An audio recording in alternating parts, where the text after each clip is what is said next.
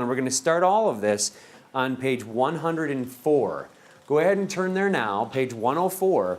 And I want you to highlight something with me right now on 104, which is this. Engage them so that their minds never what? Never wander. I have to tell you a story before we do this. This is what I'm going to teach you first. We're going to start with how to engage them. Look up here. Then I'm going to show you how to get follow along. Then we're going to show you how to make them understand.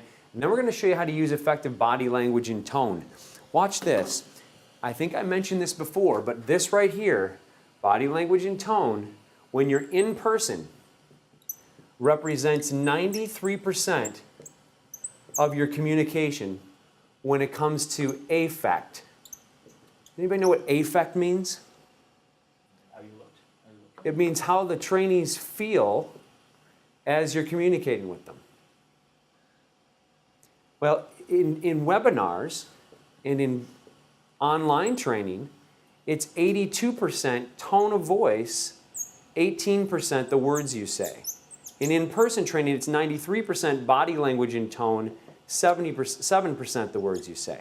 Well, what's interesting about all this is that this is all prerequisites. You can't get follow along until they're what? Engage. You can't get them to understand until they what? Follow along. And if they're not engaged, following along, and understanding, it doesn't matter what you do with your body language and tone. These are all prerequisites of one another. And I'm going to start with the very first prerequisite on page 104, which is, read this paragraph with me now. You have to show your trainees, highlight this with me. If you have a highlighter, I'm going to have you use a lot of highlighting today. That in order to get the information they've come to hear, they have to listen to you. I have so many, are any curriculum writers in the room? Instructional designers? Here's the rule I have for instructional designers. I already gave the rule to trainers. Here's the rule to instructional designers. Anything that's really important for them or really hard to understand needs to be removed from your companions. Because it has to come from where? You. I'm literally suggesting you write all your curriculum like this. Watch this. Write your curriculum, write your curriculum, write your curriculum. These are all sentences, right? And then right here you say, oh, I'm going to highlight this part. This is really important right here. They need to remember this.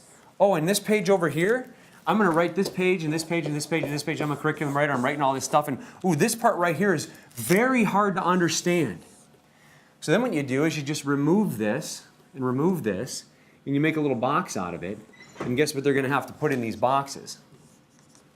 The stuff that's really important that they remember, and the stuff that's really hard to understand. And how are they going to know what to write in these boxes? Come up with it on their own. They're going to have to come up with it on their own if it's hard to understand. That's synthesis. Good, Chad. And how are they going to come up with the ones that they need to remember? If it's not hard to understand, you can just tell them, but who's going to tell them? Yeah. You're going to tell them. Because it has to come from you. They have to say to themselves, I can't learn this stuff unless this trainer's in the room. Because if that wasn't true, then what are you doing in the room? Why don't you just give them a book or an e-learning module and it's done? They have to have you to get this, but they have to figure it out themselves. This is all theoretical fluff right now. But I'm going to show you how to make this all practical. Keep reading with me.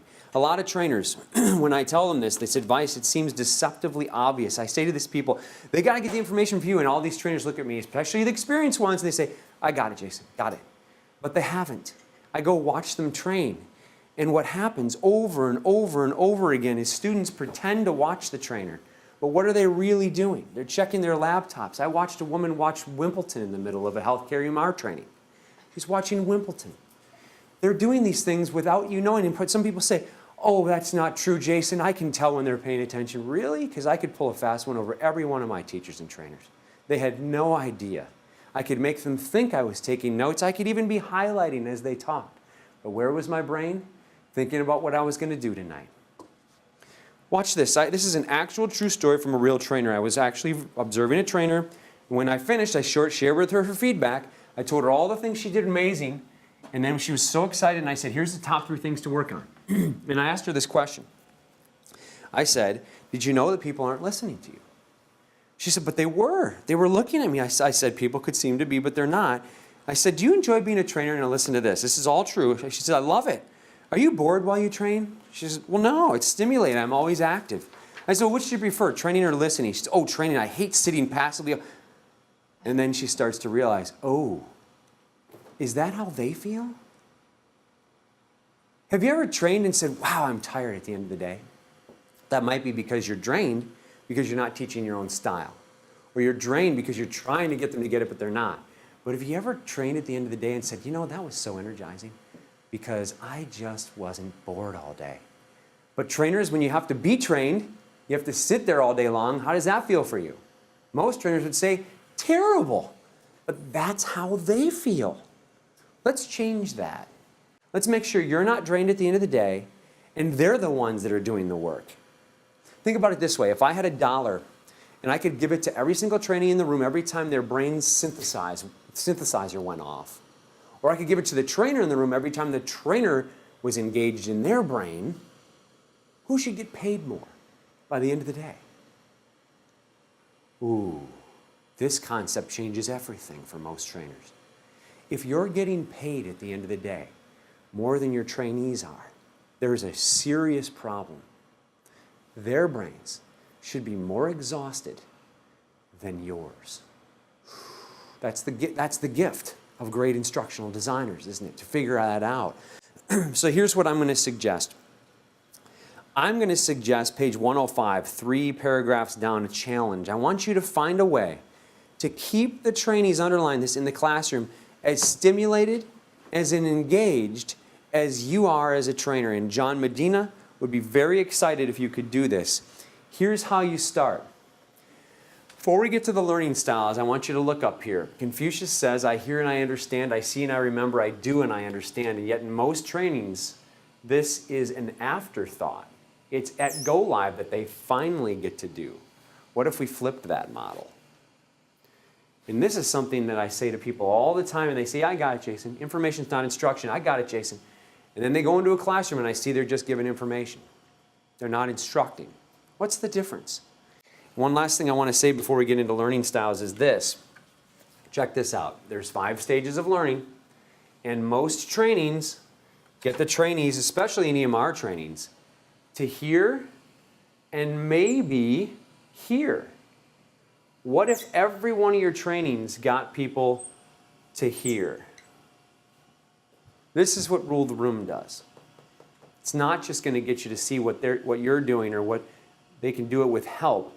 They're going to be able to leave here. Remember last time you left here, being able to actually do this on your own? And oh, by the way, which one's more comfortable for you? If I stand up here and I teach an audience of 5,000 for an hour, is it possible that I could teach them and they could see exactly what I'm doing? I just nailed that stage of learning. They could see exactly what I'm doing, and they would, what kind of evaluations would they give me after this? Let's say they stood up and applauded afterwards. 5,000 people applauded. They get 50 new things they're going to use, and they could see exactly how to do it. Good evaluations or bad, do you think? Awesome evaluations. What happens if I then look at them all and say, now we're going to break 5,000 people up into 1,000 rooms, and you're each going to have to train to each other for 3 hours on everything you just learned. They'll experience the same pain that you did last time. You remember when I shared this with you, and on the video, you experienced this too. You all looked at each other and said, oh, this has been fun until now. I don't like this class anymore. It's painful. But guess what I did with you? I made you take a jump. You had to jump up to, I can do this by myself. Notice it started with the help, didn't it? When I gave you feedback, there was a little help involved there, wasn't there? But eventually, you're going to get to the point, and some of you, I can tell you, Kate, for example, she's going to get to the point where she's going to coach Trainer Bootcamp to other trainers. She's going to be teaching this herself. Why is this so powerful? Because smiley face evals mean nothing when it comes to EMR Go Lives. Don't they? How many times have somebody given you an eval, 5, 5, 5, 5, 5, 5, 5 across the board out of 5, and then you go live and they say 1, 1, 1, 1, 1, 1, 1, 1, 1, 1, 1. You ever heard this? That's because they're not getting to which stages in their trainings. This is how Rule the Room is different from all the other trainings, is that we're a boot camp. So people don't like us up front. You didn't like me much last time. But they love us when they get in a classroom and a heckling physician says to you, I refuse, literally this happened in the ambulatory EMR training, I refuse to learn this and you can't make me, and walks out. Sounds like a 5-year-old, doesn't it? Physicians and 5-year-olds can be very similar when they're not happy. And this is the reality. If you don't know how to do this stuff, and I'm talking about how to engage people, how to teach effectively. Earlier we talked about how to open conventionally and how to manage trainees, answer questions, handle gripers, hecklers, resenters, talk hogs, experts, know-it-alls. If you can't do all this by yourself, and if you can't teach this to others, well, good luck you when I stick 20 physicians in the room and tell you to teach an EMR that they don't want to learn. It's going to be rough. But if I do get you to this level, I don't have to say good luck you. I already know how you're going to do.